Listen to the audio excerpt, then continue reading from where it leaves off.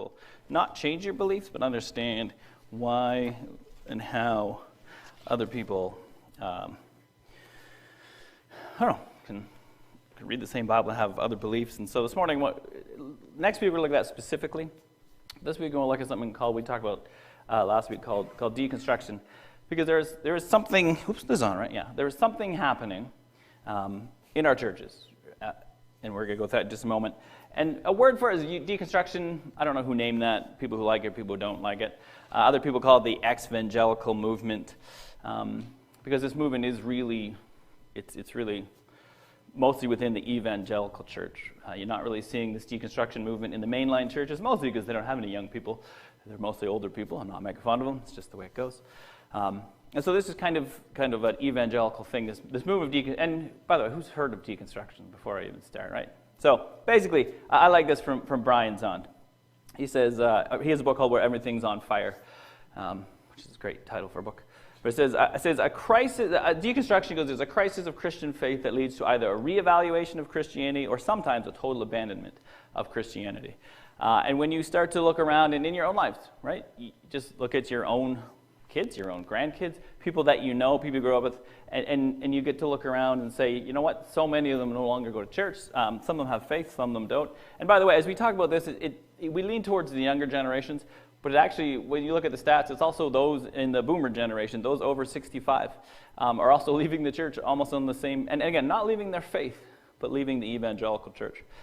And so we can respond in two ways. One is just to ignore it, put our heads in the sand, but the other way is to just talk about this. And so there's some good, there's some bad, obviously, as with everything. And some of the good things are is that a lot of people are actually trying to go to Scripture. They're starting to look at Scripture. Some people call it the New Reformation. Some people don't like that name. Other people, if you know what the Reformation is, we won't go through the whole history. But basically, a bunch of people said to the Catholic Church, right, like, you're not doing it right. There's too much abuse. You're kind of missed the essence of our faith, and they started a new movement, which did a lot of wonderful things. And just like this movement, will also set up a whole new system of abuse and do a bunch of terrible things, because that's what we do as humans. And so this process of deconstruction, it is a reevaluation. For some people, it's a total deconversion, but it doesn't go hand in hand in that way. And when someone says they're deconstructing, it's different for everybody because everybody's coming from a different background. If you grew up in a Pentecostal church, you're going to be asking different questions than someone who grew up in a Baptist church or like a prosperity gospel type of church. And so when someone talks about deconstruction, it's not just one thing, and not everybody. It's not one size fits all. It's all over the place. And so, but mostly what it is people asking a lot of questions. It's people expressing a lot of doubts. And ultimately, if you talk to people, a lot of people are looking for what they would call a more authentic faith, right? A more authentic faith. And that's a wonderful thing. So a lot of people are picking up their Bibles.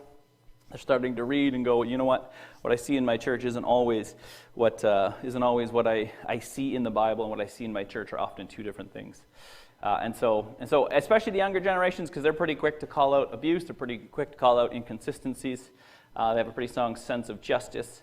And so it's definitely in that. It's especially with the younger generations. And when I say younger, I'm going to be 44 this year. I'm talking like 35 and under, not like 18-year-olds. It's included, but like 35-year-olds, and including my own generation. I have a number of friends who have all gone through this. In fact, at some level, we've all gone through. Go to seminary if you ever want to deconstruct. It's a good place to start. And but some of the stats. Why are we talking about this? Because here's the thing about, these are Canadians' numbers, so it's really hard to find Canadian numbers. But in 2001, 77% of Canadians claimed Christianity. In 2011, it was 67%. In 2021, it was 53%. I don't know if that's the right one. Yeah, there you go. You got it. All right, 53%. And then in 2001, same years, 16% they had no religion. In 2011, 24% they had no religion. In 2021, it's now up to 35%. It went from 16% to 35%. Over that same 20 years that Christianity dropped from 77 to 53. And so that's a fairly good drop. If you look at the stats, if you were to say the church started to decline, what year do you think it started to decline, if you had to guess? Throw it out there. What's your guess? It's the 60s, 1960s. You were too slow, right?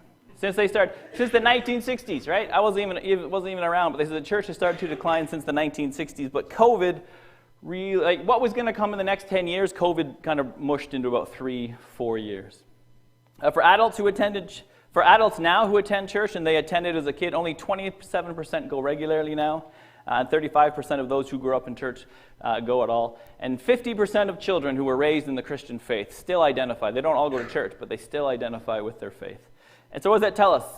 People like stats. A lot of people who grew up in church, who grew up in faith, are leaving their faith. Nothing changed per se. We didn't start teaching different things. All of a sudden, just people started to walk away. And again, I hope this is not painful for some people, but I realize for some people it's their own children, it's their grandchildren, and this can be a painful thing. And so as we talk about these numbers, these are real human beings, these are real lives. This is not just like an idea in our head. So what are they deconstructing? Again, it's not deconversion, but it's just asking these questions. Asking questions. I had a different one there too. Oops. Sorry about that. That one's hard to read, but it was hard to find graphs without making my own graphs, and I'm not good with making graphs. But here's the thing. They asked a bunch of people, why are you leaving the church? People who were Christians, people who grew up in church, said, why are you leaving the church? And again, not everyone's leaving the faith. When we say people are leaving church, a lot of them are holding on to faith. They just can't walk in the doors of a church anymore. And this is a pretty key thing, right? So if someone says I'm deconstructing, if someone calls themselves ex-evangelical, it's a little bit of a trendy word because you can make money online being an ex-evangelical right now. But ultimately, it doesn't mean they've left their faith. Some of these people still love Jesus. They weren't finding Jesus in their church. And we're going to look at some of those reasons. But so 20% of people, right? A lot of people are leaving kind of over the unhealthiest parts of evangelical faith, obviously, racism, misogyny, xenophobia, homophobia, abuse scandals, political pressure. 20% said it was too political, right? Church is too political. My church is all about politics. They keep telling me who to vote for and who not to vote for, and I don't see that in the Bible, right? And so what's with this? 31% said abuse scandals and the cover-ups that came afterwards. 31% said they left their church over abuse scandals and cover-ups. 32%, this one surprised me, is harming their own mental health. That one kind of surprised me. But 47% overall said the treatment of the LGBTQ community. 35% in the older generations, it was 35%, but in the younger generations, it was over 60%. 60% of those who left in the younger generations, that was their number one reason. And we can see some of these, right, and these things ring true. Again, not to pick on Trump, I don't care who you vote for. But when you see signs like this, right, unto us a son is given and the government shall be, who is that about? That's about Jesus.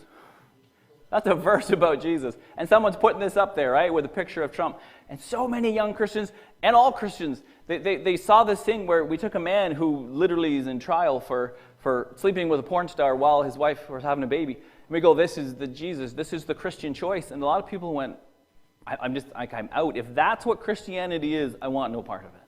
I want no part of it. The politics bit, like 20% said, and this is a huge reason for a lot of people, their head in their heart, they read this kind of stuff and they go, there's nothing Christ-like about that, there's nothing biblical about that at all. Well, the other big reasons, again, is, I don't know if you pay attention to what is going on in Canada too. Again, the Meeting House, I absolutely loved Bruxy Cavey. He was a huge influence in my life. There's other pastors who I didn't care for. In fact, I was quite happy for them to lose their jobs. I thought they were terrible. But for me, Bruxy was a big part. I went to his church for 5 years. He's part of the reason I think I stayed a Christian, part of the reason I wanted to be a pastor. And he now lost his ministry over a sexual abuse thing. And you're just like, man, what is wrong with these people?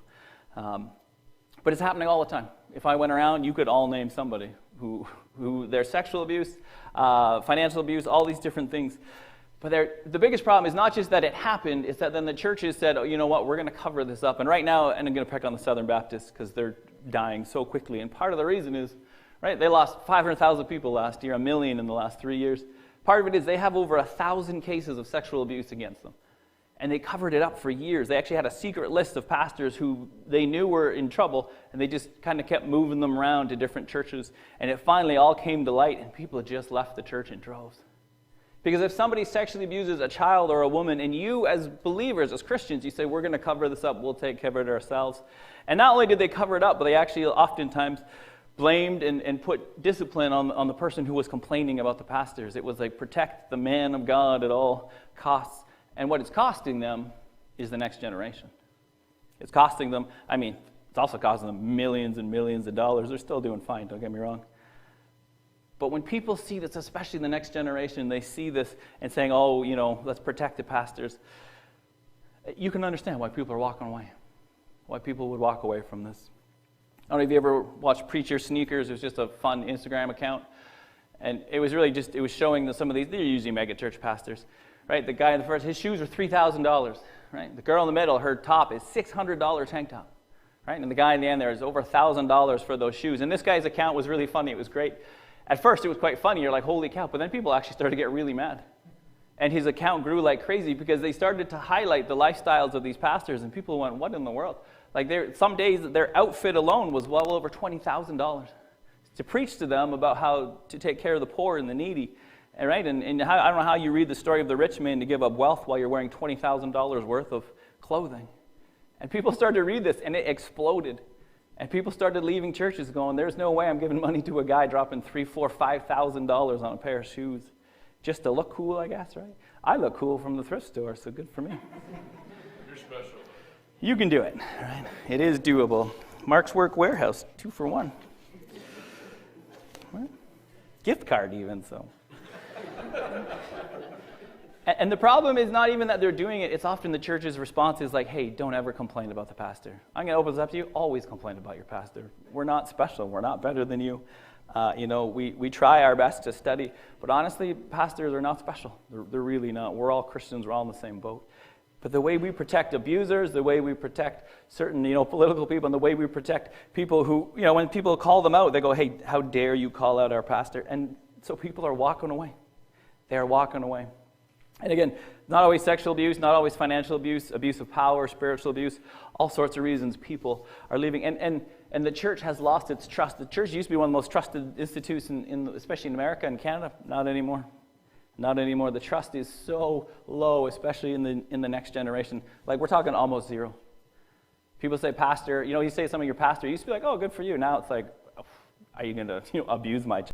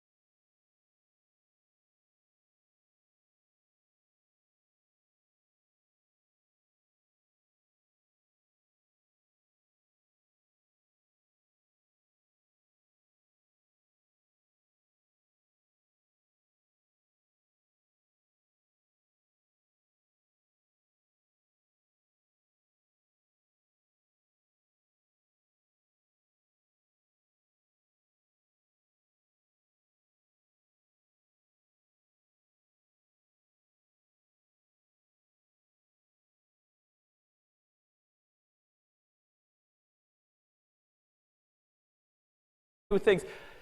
Do we see why this, especially the next generation, and a lot of us, right, are going, wait a minute, if that's what church is, I don't know what's happening here, right? I don't know what's happening here. And again, they're not leaving their faith, but they can't stay in their churches. They can't stay in their churches. For a lot of people, they said, I cannot be here. And so how to respond to this? Well, a lot of ways people have responded is they said, listen, you're just burning down the Bible. You don't care about God. You don't care about the Bible. You're heretics. You're cowards. Heresy. You just want to sin and blah, blah, blah, blah. That's one response. It goes really well. If someone says, I'm struggling with these things, and your answer is you're an idiot, it's not really like welcoming, right? How dare you question? How dare you have these thoughts? The other response, of course, is a lot of people are saying, okay, let's sit down, let's talk through these things, let's walk through these things. And that's what we want to do during this series, is to talk through some of these things and work through some of these things and encourage you. It's not wrong to have doubts, it's not wrong to have questions. But there are many, many churches where they will say exactly that. And the response is, how dare you question us, right? I'm going to get a shirt that says MOG. You know what MOG is? Man of God, right? Like, we don't talk about that here in Canada so much, but it's big in the States, right? Like, I'm the man of God. How dare you question me? You're like, you're just a dude. You put your pants on the same way most of us do. Yours are just worth $10,000, that's all. And so it's this weird thing.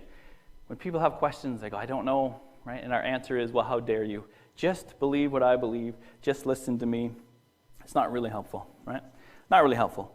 Now, some other people's response is to say, we got to leave all that fundamentalism. You got to go progressive. You just got to become progressive, and then all these problems will go away, right? But that's really just the same thing, because fundamentalism is on both sides, right? Fundamentalism isn't just for conservatives; it's also for progressives. Where basically we say to each other, "I'm right, you're wrong. Come over here," right? Because that side's wrong, even though they think they're right. We're right, and that side's wrong. It's also not helpful, right? Drawing hard lines in the sands, not actually helpful to people. It's really not helpful.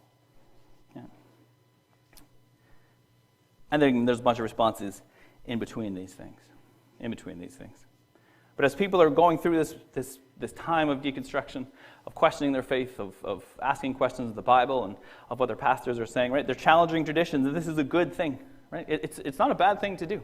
This is what the Reformation was all about. They questioned the Catholic Church. And no one here is like, how dare you question the Catholic Church? We're like, yay, we protested. Right? That's what it comes from.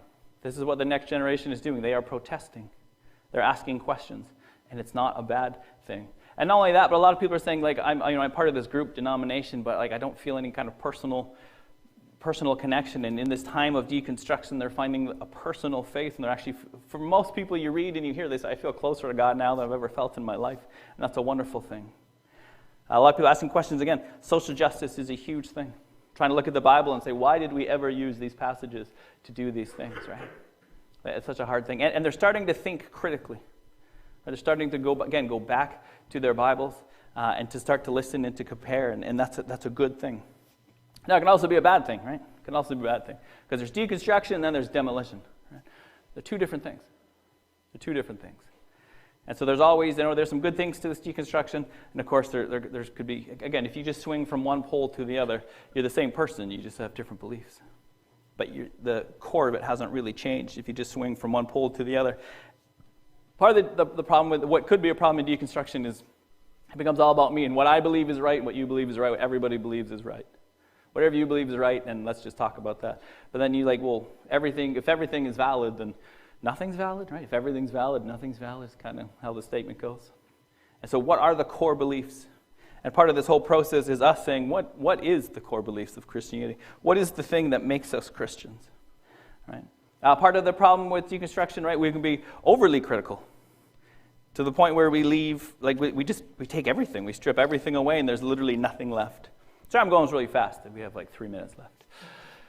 And here's the problem: if you just strip everything away, right? And this is, I have a really good book about this. Right? It just leads to the sense of loss, a sense of isolation, nihilism. You just kind of loss of identity, loss of purpose. This thing you had, and the hardest part for people who are leaving churches, they don't actually want to. They loved their community. They loved having that sense of being a part of something, but they just can't be there anymore for so many reasons. And it's a huge loss for them. So when people mock them or yell at them or call them, evil or Satanist or whatever, they're like, no, actually, I'm actually really sad about this. But I need to find the Jesus that I find in Scripture. I'm just not finding it in my church. And again, this idea of just kind of when all we do is focus on the critique of the church, which is great. Critique the church. Always critique the church. Critique your pastors all the time. That is such a good, healthy thing. But if all you do is critique and you never rebuild, you end up with nothing, right? There's nothing left. There's nothing left. So, our hope in moving forward is not to kind of swing from pole to pole. It's to say, okay, what as we deconstruct, as people deconstruct, as the next generation is looking for authentic faith, what does that actually look like? Right? What does that look like? And so, in 1 Corinthians 13, Paul is writing, and he's writing to the Corinthians. Right?